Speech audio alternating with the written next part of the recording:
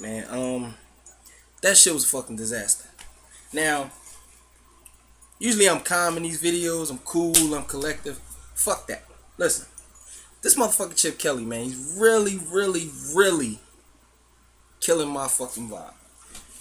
And I don't even know where to start, man. Like, as an Eagles fan, we so passionate. Like, we want to win this ring so bad, and it's just crazy because like we lost to Atlanta, and we almost won that game. So you go into this week against a fucking Dallas team. Might I add, in my last video, five key guys that's not even playing. The only fucking coach that can fuck up that is Chip Kelly. If Andy Reid was here, we would have blew the Cowboys up. And it's just, it's like I'm behind this guy. I want to get behind this guy. Like, he did a lot of shit in the off season, and he's done a lot of shit since he's been here. He's done a lot of things that just makes you cringe. Like, why the fuck did that happen? Chip, why did you do that? And at the end of the day, like, people call him egotistical and everything, but as a fan, having that passion, you wanted to see if this guy could succeed building his own roster. So, even me, Jeremy Maclin is my favorite player. Maclin walked in free agency. You got rid of so many fucking players, and it just seemed like it errs on the side of arrogance. What you're doing now, it's like, I'm not gonna give up on my Eagles. First and foremost, let me say that. You know what I'm saying? I'm a diehard along with everybody else. I'm gonna be there week in and week out. We could go 0 and fucking 16. I don't care. My problem with that, I'll get into in a minute. It's just like, okay, you cut Trent Cole. Okay, Trent Cole was an older guy. You know what I'm saying? Like, you cut Evan Mathis. And I said in the video before, I would have at least waited. Because Evan Mathis, he missed the voluntary camps and everything, but they voluntary. You cut Evan Mathis before he even can report for a mandatory mini camp where he has to go. You cut him before that. Alan Barber. I had a lot of faith in Alan Barber. Not no more. And damn sure not after this game. Because I said Tyrone Crawford is the one defensive lineman I'm concerned with in that matchup. He killed Alan Barber. Andrew Gardner, killed. Jason Peters is an all-pro. He's future Hall of Famer in my eyes. But Jason Peters is 33 years old. Like, maybe at 27, 28, he can carry the left guard with his skill set. He's an older guy now. You can't be a 33-year-old man carrying a 31-year-old next to you. Alan Barber's 31 years old. You got Andrew Gardner, who he was terrible in the run game last year. So, I mean, he won the starting job and everything. But all the fucking offensive linemen that was available in free agency, you signed nobody. You didn't draft an offensive lineman. Most of the offensive linemen that you bought here, either you cut or they're on the practice squad. So Andrew Gardner wins the job.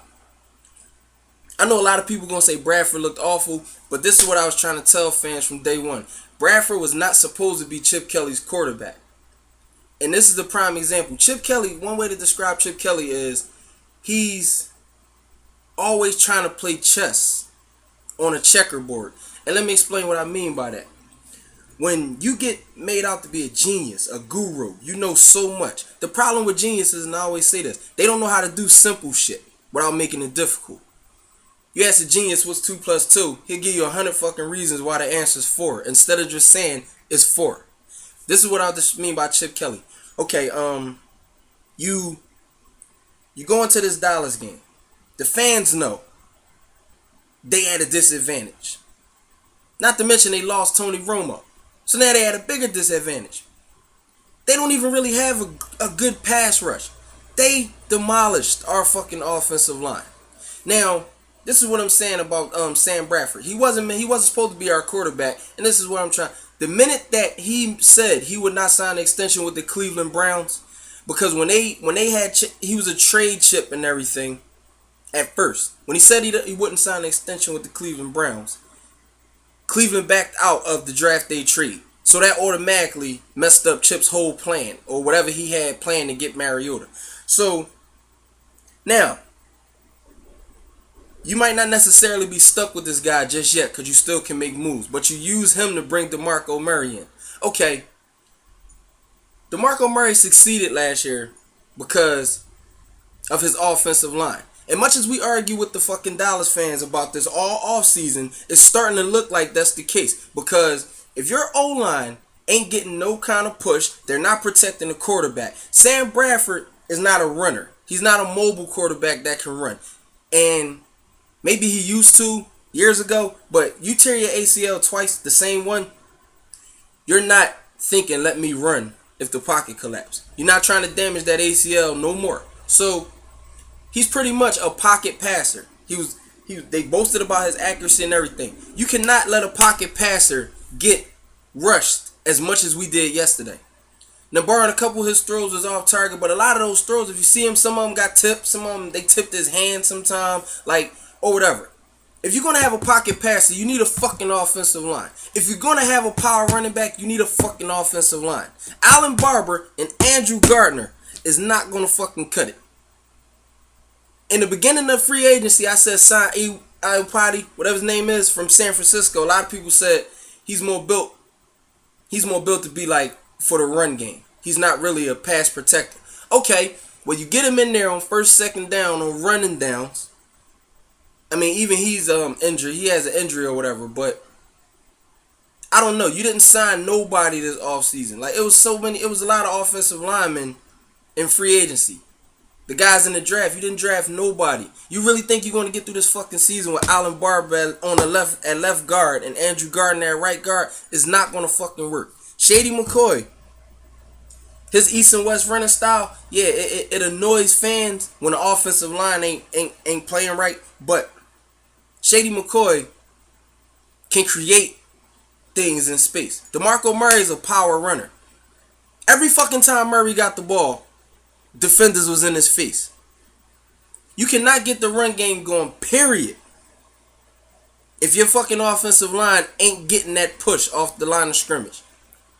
Lane Johnson, okay, he's cool. Jason Peters is cool, but he's an old head now. Like I said, back years ago, he can maybe carry that left guard in the sense of his athleticism. He's an older guy now. Kelsey cannot carry the left guard and the right guard. You know what I'm saying? Those two guys are pretty much the keys to the run game if you lining up in a shotgun with the running back beside you. We don't have an I formation, which is fucking stupid in my eyes, because at least if you got one more blocker in front of the running back, you can get some kind of push.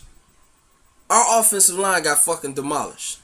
I was just talking to my mom. My mom said Chip Kelly's scared to make decisions as far as change-ups.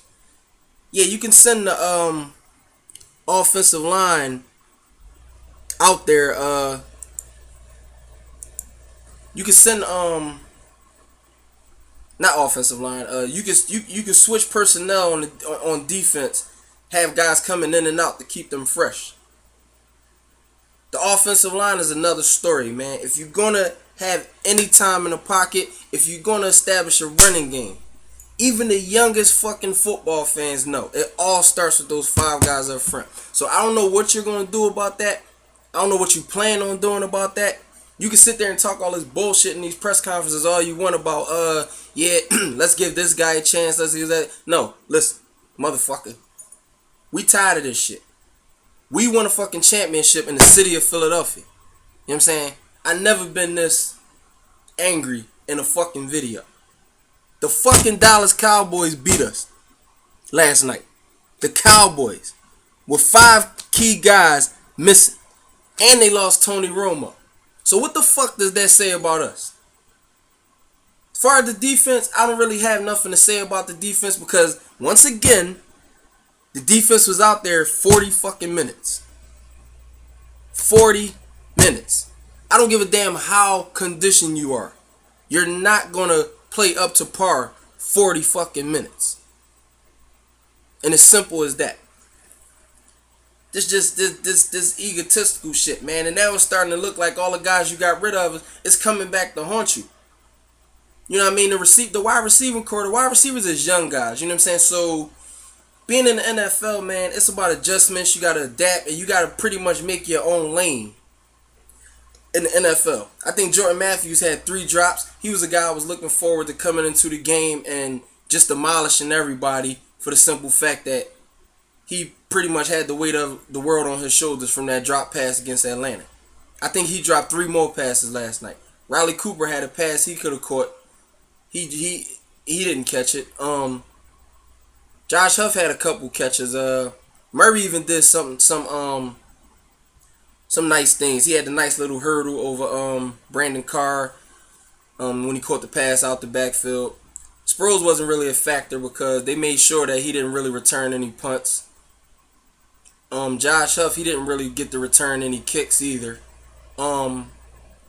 But as I stated before, special teams was #1 last year. They're going to have a different game plan for you this year. We had a fucking punt that got blocked, and my brother got mad because Donnie Jones tried to make the tackle. I'm like, what the fuck do you mean? He's supposed to make the tackle because he got hit. We can't afford to lose our punter. They're going to get field position. Sometimes my brother say stupid shit, but they're going to get field position for the rest of the game because we're not going to have our punter. I said, so what the fuck what does that say about our offense? That we're playing that bad, we're going to have to rely on our punter? This is how I was looking at it. Like I said, stupid shit. When a punter kicks the ball and they return it, he's usually the last guy, but he still tried to make the tackle. My brother got mad because I'm like, so Donnie Jones should have just let him score. Like, you're supposed to go after the guy. But how about not getting the fucking punt blocked in the first place? How about that? Like I said, Billy Davis, man, I'm usually hard on that guy, man. But like I said, the defense was pretty good. Above all, they didn't give up a touchdown to the Cowboys until towards the end of the game where Terrence Williams scored on that slant. But that's neither here nor there because, you know, the defense was on point. We lost Kendricks for the game. We lost Kiko Alonso for the game. I think Kendricks had a hamstring issue and Kiko hurt his left knee.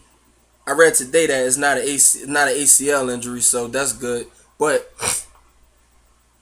Kiko Alonso and Michael Kendricks, those are the key guys you need when the running backs is coming out the backfield, catching those passes. You need Kendricks. The tight end, for the most part, you need Kiko on them guys. These are good coverage guys, man, and they pretty much handle their business. So to lose them, you bring in Jordan Hicks. You know what I'm saying? He had he gave up the big play to Dunbar, I believe it was. But then the next, I think a play or two later, he forced a fumble. You know what I'm saying? We did nothing from that forced fumble. Byron Maxwell, everybody been hard on him since the Atlanta game, and you know, he played okay last night. He got the fumble off Escobar, and we fumbled on the next fucking play. So something got to give, man. I'm so sick and tired of this in-chip I trust shit. I'm not an in-chip I trust guy. I'm ready, honestly. And Chip's not an NFL coach in the sense where, like, you know, he's coached NFL teams before. So he doesn't really have an NFL reputation as a coach that can't coach professional players. He's a college coach. So just like Jim Harbaugh, when the fans get hard on you and the team give up on you, you can go right back to a college team and coach. And leave the Eagles with a bunch of guys that you bought here. And you know, it's just a mess, man. Like, it's a fucking mess. Like, you out there trying to be a genius when really the NFL just simplify fundamentals. You know what I'm saying? If your run game's not working, look at the tape on the offensive line. See who's not doing good. Bench them. It's obvious our left guard and our right guard is not playing good. So, bench them. Try somebody new out. My mom was saying this to me a few minutes ago. You're so scared to put somebody new in and give them an opportunity. Most of the guys you drafted, you cut. The guy that was here that got you those 2-10-6 records, most of them is gone. You got 3 fucking starters that you drafted. The rest of the team is either old Andy Reid guys or guys you brought in free agency. You know what I'm saying? So, all of this genius shit, I'm done with. You're not a genius to me. You're just a coach. Offensive guru, maybe. That fast-paced offense shit, that's dead. You need to come up with an alternative, make some kind of adjustments. I don't know what the hell you're going to do. Look for a veteran offensive lineman. Some damn body. Like, I don't give a shit. Cause you irking me. These fucking stats is ridiculous, man. I'm gonna read the stats off and okay, time of possession. The offense had the fucking ball for 19 minutes and 30 seconds. That's ridiculous. Which means the defense was out there 40 minutes, 30 seconds. We had 3 turnovers. Dallas had 2. We had 8 penalties, 60 yards. Dallas had 18 fucking penalties, 142 yards, and we still lost. Ridiculous. Rushing, abysmal. We had 7 fucking rushing yards. Dallas had 109. Passing yards, 224 for us, 268 for Dallas. We ran 55 total plays. This is the second fucking game we got out-coached, outplayed, and we lost the total play battle for the second game in a row. And this was by 15 plays. Sam Bradford, 23 for 37, 224 passing yards, 2 interceptions, 1 touchdown. Tony Romo went out the game. He was 18 for 27 for 195. He didn't have a touchdown nor an interception when he played. So the defense was playing pretty good, considering they were out there for 40 minutes. Brandon Whedon comes in. He goes 7 for 7 for a touchdown, 73 yards. I'm not even gonna get into the rushing because that shit was ridiculous. 13 rushes for DeMarco Murray for 2 fucking yards. They was in his face as soon as he got the ball. Maybe you need to incorporate the I formation or something. Receiving yards, their best receiver was Jason Witten with as far as receptions. Terrence Williams was 4 receptions for 84 yards. That's pretty basic. Jordan Matthews did have 6 receptions for 80 yards and a touchdown. But Murray played better out of the backfield. 5 receptions for 53 yards. But Matthews did have about 3 drops. As far as the defense go, Dallas only had 1 sack, and that was Anthony Hitchens. Sean Lee led him 14 tackles. He had an interception. That matchup with him and Zach Ertz that I was talking about in my last video, that didn't even really work, right? Because he caught an interception. Malcolm Jenkins led our team with 8 tackles. We had 3 sacks altogether. Cedric Thornton had 1. Connor Barwin had 1. Jordan Hicks had 1. So, I mean, for the most part, the defense played pretty good. You know what I'm saying? It's just this fucking offense, man. Like, I'm hard on Billy Davis, but he pretty much did the best he could. And as long as you're the defensive coordinator for Chip Kelly, and Chip Kelly's mindset is just going to be, I'm going to do what I want. I'm going to run my fast-paced offense. And you know you're going to be coaching the defense for 40 minutes a game. And I think so far, we're 1-4. Because the only game I believe we won was last season against Carolina, where we lost the time of possession battle. But it's just terrible, man. Like I don't think he understands the passion and the emotions that comes with being the Eagles fans. Either that or he just don't give a flying fuck how we feel about anything, and it's starting to seem like that. Like I said, I was a guy who was upset about all of the moves he was making. I thought he was egotistical. I thought he was, I thought he was arrogant. I thought he was all of that. But at the end of the day, you're the coach of the Philadelphia Eagles. That's my squad. So I'm gonna back whatever decision you make. And I said I'm gonna give you this opportunity to build your own squad and see what you can do with them. You know what I'm saying? But to lose to the Dallas Cowboys in the game yesterday with everything that we had in our favor going into that game is fucking ridiculous. It says a lot about your team.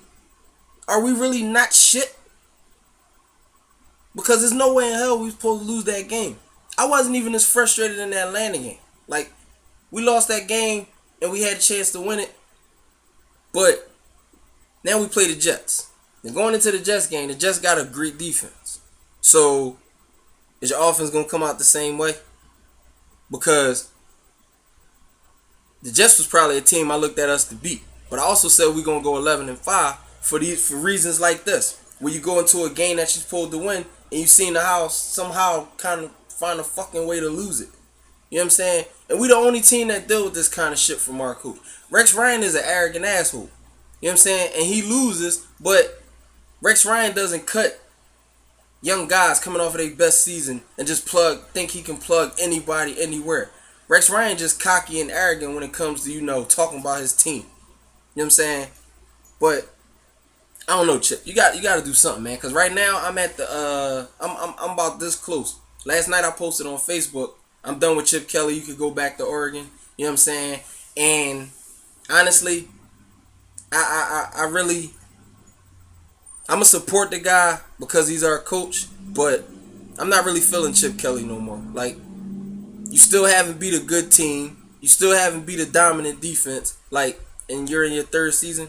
I'm not really feeling Chip Kelly no more. So even if we go 14-2 for these next games, like, it's not about wins and losses with me no more. It's about watching that game and watching how you're coaching this offense, and you're not doing a good job. So I know we probably gonna have to deal with you for the rest of the season, but I'm really not feeling you no more. And it's just simple as that. Like, I never been an end Chip I trust guy. I never hashtagged that. Never did none of that shit.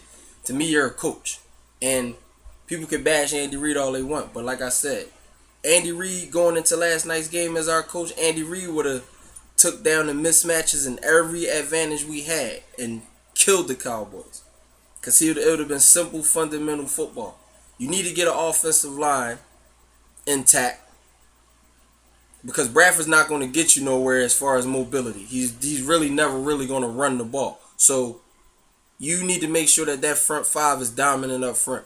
I don't give a fuck if you got to bench somebody. I don't give a shit if you got to go out and sign somebody. But that left guard and that right guard position, as long as you keep them guys in there, teams is going to pounce on us. Even the teams with the worst pass rushes in the league. Something got to fucking give. Because I had it about up the hair with this Chip Kelly shit. I really have. Like, and I mean, that's it, man. This video is done, man. I'll get back at y'all when I gotta do my Jets game plan video or whatever. But I'm done, man. I'm just done. It ain't really nothing else for me to say, man.